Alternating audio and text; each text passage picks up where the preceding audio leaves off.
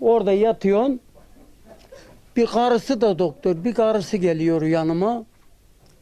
Karı var yanımda. Benim karı var da benim karımda küsüz. Hala laf ettiğimiz yok. Ha. Küsüz. Gene laf etmiyoruz. Şimdi geldi. Bir karı gidiyor, herif geliyor. Herif geliyor, doktor gidiyor, karı geliyor. Ya doktor bey ben ölecek miyim dedim.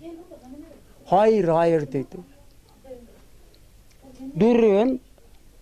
Biri gidiyor, biri geliyor. Bu kez yabancı bir doktor getirdi. Sen bekle dedi. Bekledi. O gitti, kadın geldi, karısı geldi. Doktorum dedim, bende bir tehlikem var. Yok dedi, ne bekliyorsunuz beni? Birbiriniz geliyor dedim. Ben ne bekliyorum?